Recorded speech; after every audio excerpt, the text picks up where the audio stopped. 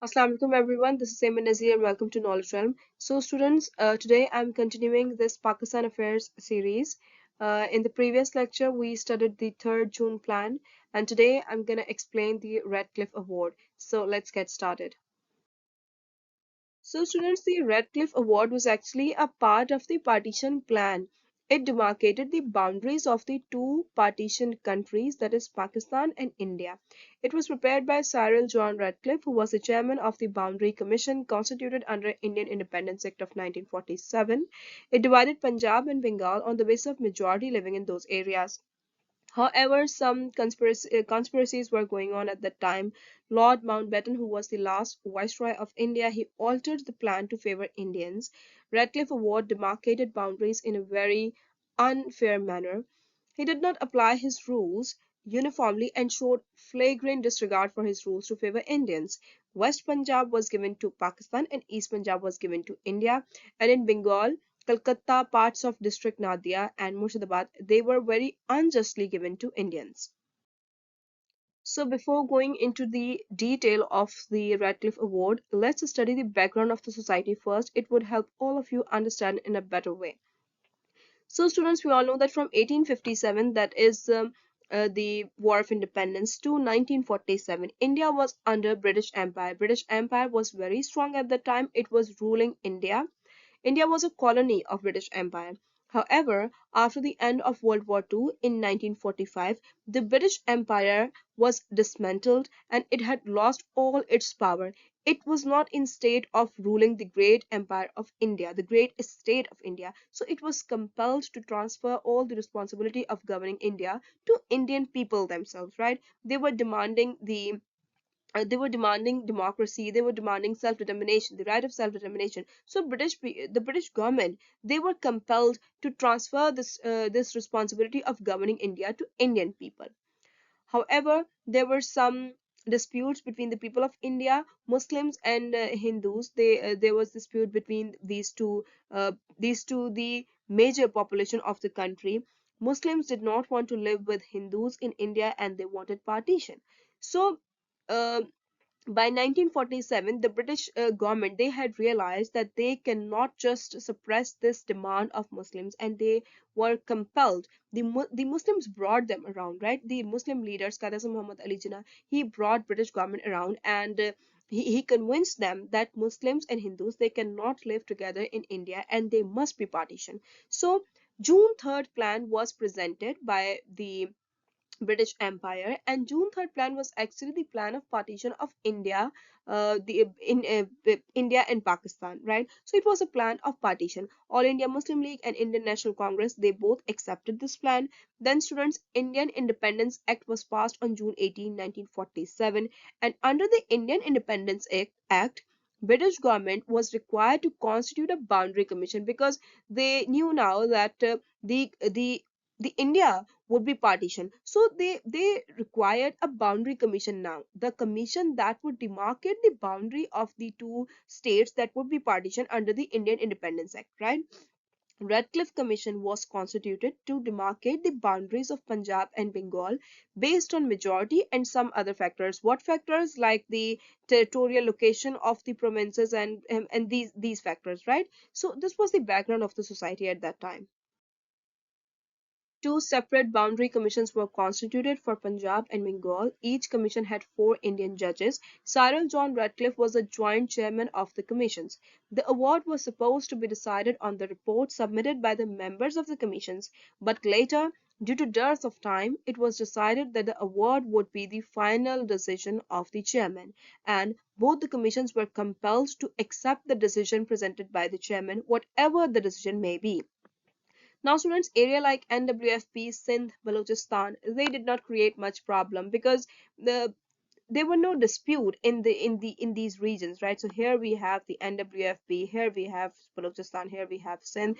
These were territorially, geographically, these three areas, these three provinces were connected. Balochistan, however, was not province at the time, but the area, all these three areas, the Balochistan, the Sindh, and the NWFP, these were aligned. These were connected geographically, and in case of population, also they were majorly populated by Muslim people, and it was clear from the beginning that these three areas would go to Pakistan, and there was no dispute in the case of these three areas. The division of Punjab and Bengal was the main uphill battle. Now let's study how Punjab was divided between India and Pakistan. Students, the Punjab Boundary Commission held its public sessions from July 21 to July 31, that is 10 days, 1947, at the Lahore High Court building. The province had 29 districts and 14 districts were bone of contention. Now, here is the map of the joint Punjab. This area, that is Western Punjab, it went to Pakistan, and this area, that is Eastern Punjab, it went to India. Now, students, remember that in Punjab, this province was majorly populated not by Hindus but by Muslims and Sikh people. But the majority was of Muslim majorly, right? They were Muslims majorly. Now, but the dispute was not based on the question of population only, but there was another question, that is the question of religious location and religious places. We all know that in Western Punjab here, Sikh have many religious places, the most important of which is the Nankana Sahib, the place of burial of the Guru Nanak. Students, here all of us must understand that the Nankana Sahib is to Sikh what Makkah is for Muslims, right? Their most revered religious philosopher, religious scholar, the Guru Nanak, is buried here in Nankana Sahib. That is in Western Punjab, right? Even today, that place is in Pakistan. So this was the dispute between Muslims and Sikh at the time, and this is the reason Sikhs were not ready to give this area to Muslims, to Pakistan. In fact, I should say to Pakistan, right? So they claimed that the river Chenab should be the boundary between India and Pakistan, right? They wanted all this area to be a part of India, right? Now, because at the eastern side of Chenab, the religious places of Sikh were located, right? Muslims and Hindus, they debated for 10 long days, that is July 21 to July 31. They could not make any consensus on the division. So the chairman took the matter in his own hands, and he stated that he would discuss with Governor General and then he would take some decision. Then student Sir Cyril Redcliffe, he took the matters in his hands. He discussed the matter with Lord Mountbatten, and he himself drew the boundary between Punjab of Pakistan and Punjab of India. And he drew the boundary along these provinces, that is Lahore, Amritsar, Firozpur, Gurdaspur, right? This western area went to Punjab of Pakistan, and this eastern area went to Punjab of India. But students, this border was very unfair, and he did many injustices to Muslims in demarcating the boundaries of this province, Punjab. Why? Student Sir Cyril Radcliffe was actually not a neutral person. He was highly influenced by Lord Mountbatten, who was influenced by the leader of Congress. Lord Mountbatten was not disinterested, he was not neutral, and he was highly biased. He was in favor of Indians at the time. He was in favor of the leader of Congress at the time. He was influenced by Gandhi, he was influenced by Nehru, and he was in favor of those people at the time. So he made his all out effort to cause damage, to cause harm to the Muslims at the time, right? Many districts in the Punjab were populated by Muslims, and many such districts went to India only by the collusion of Lord Mountbatten and Sir Cyril Redcliffe, right? Now, the most important that I should discuss here were Gurdaspur, Jalandhar, Firozpur, Ambala, all these, which you can see at the border of the Punjab of India, right? Here is Firozpur, here is Amritsar, here is Gurdaspur, and here is Jalandhar. Here you can see on the map, right? Now, in Gurdaspur, 52.1% people were Muslims. In Jalandhar, 51.1% people were Muslim. In Firozpur, 55.2%. In Ambala, 59.4%. Right? These provinces, these areas, they were majorly populated by Muslims, and this was the condition of drawing the boundary, that all those areas which are majorly populated by Muslims would go to Pakistan, and all those areas which are majorly populated by Hindus, they would go to India. So had this been done justly, all this area, that is Firozpur, Jalandhar, Amritsar, Gurdaspur, all this would have gone to Pakistan. But no, this was very unjustly done. All this area, which was majorly populated by Muslims, all this area was given to India, right? Now, students, let's see why these injustices were done to Muslims. So we have studied the division of Punjab under Redcliffe Award.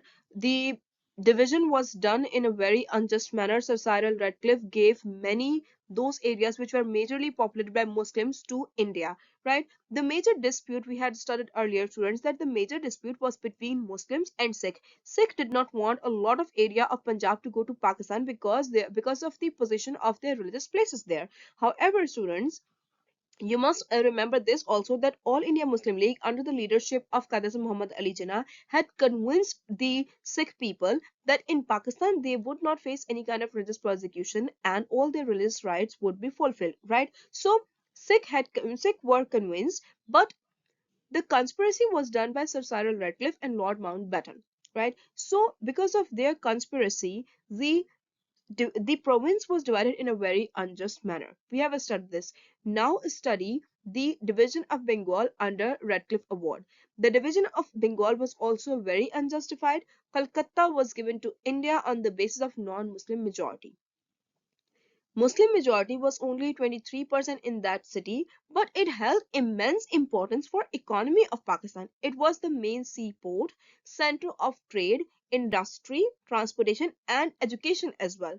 Radcliffe abandoned this rule of majority while giving parts of district of Nadia and Murshidabad to India. Now, students, the district of Nadia and Murshidabad, which were located here, somewhere here at the eastern side of Calcutta, these were majorly populated by Muslims. But Redcliffe abandoned this rule of majority population while giving parts of district of Nadiabad and Murshidabad to India.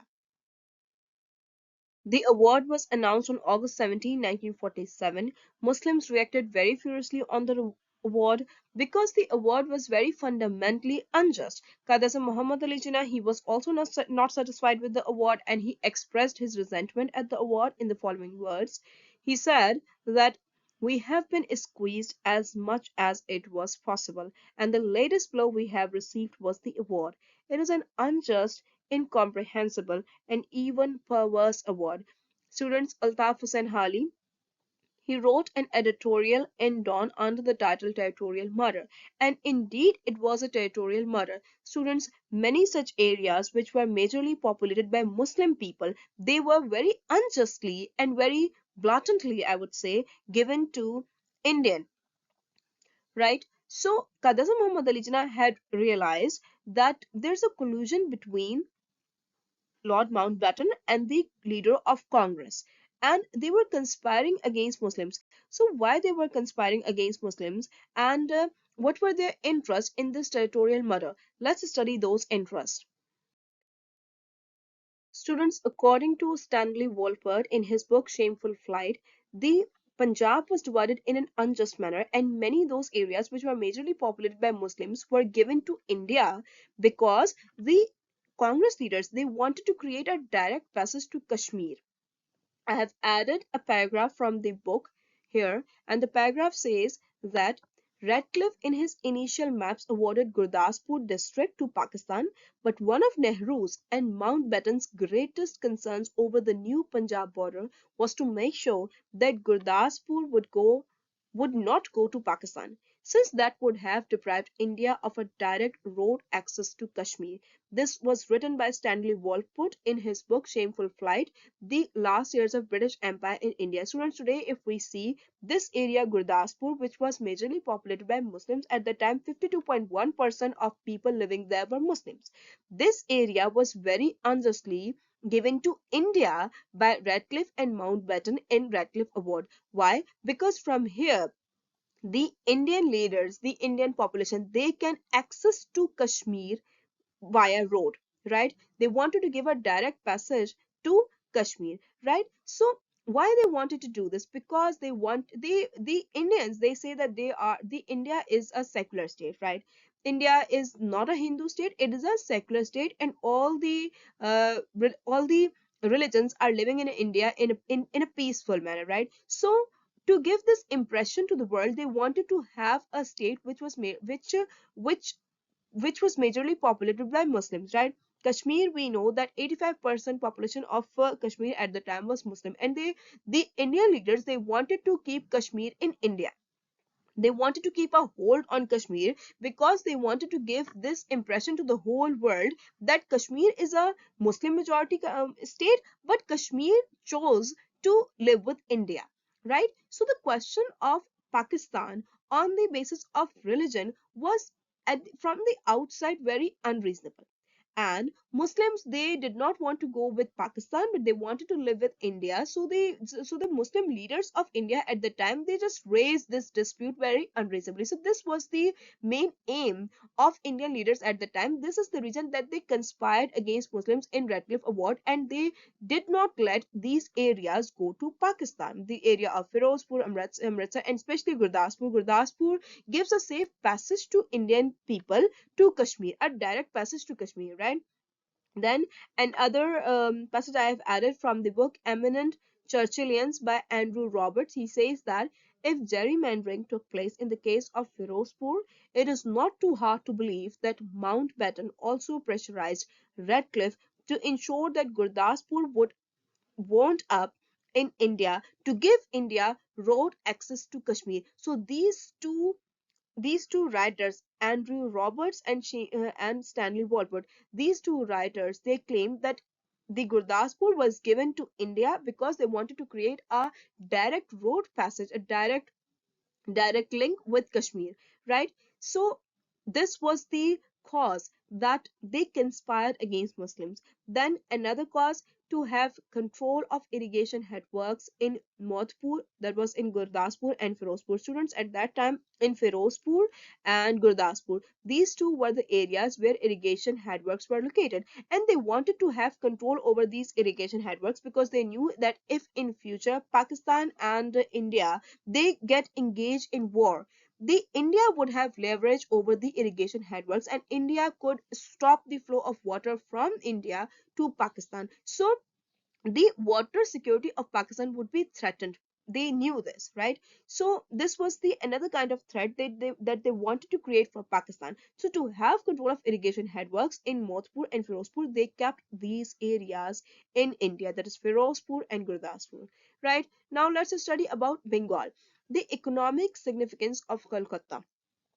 Students, Calcutta was the main seaport, center of trade, industry, transportation, and education. And they wanted to keep this in India because they wanted to keep India economically stronger than Pakistan. And they could not digest this addition of Calcutta to Pakistan. Sardar Patel, he said, who was a Congress leader, he said in a public speech in Calcutta that we agreed to partition because we saw the alternative was worse.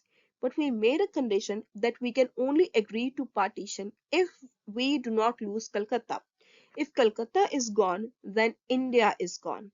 So it was the economic significance of Calcutta that they did not let Calcutta add to Pakistan, right? They wanted to keep India economically stronger than Pakistan, and they wanted to persecute Pakistan even in future. So they kept Calcutta in India, right? So these were the interests of Indians leader behind taking Muslim majority areas, and these were the three major reasons which have been discussed by writers in their books.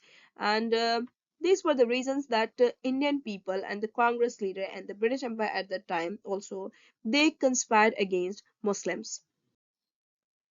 Students, All India Muslim League, despite severe resentment, they accepted the award. The award was indeed unjust, but All India Muslim League, under the leadership of Qadi Muhammad Ali Jinnah, they accepted the award.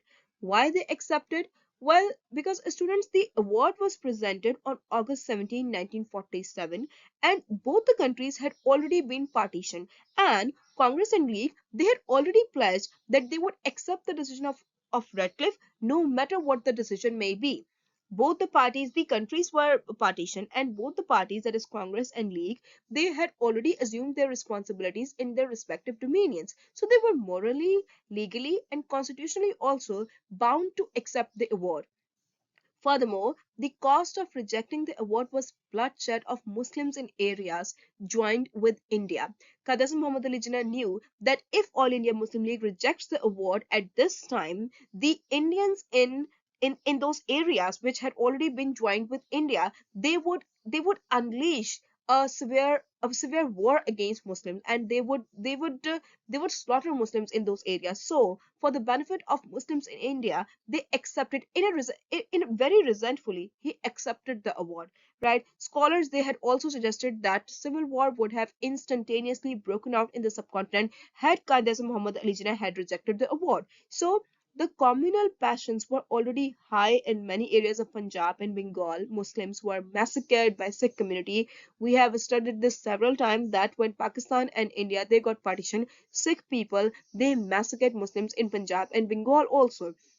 So Kadazam did not want worsening of the situation at the time, and he accepted the award because it was an expedient step, and it was the only thing that was morally, legally, and constitutionally possible at the time. And the leaders they did not reject the award.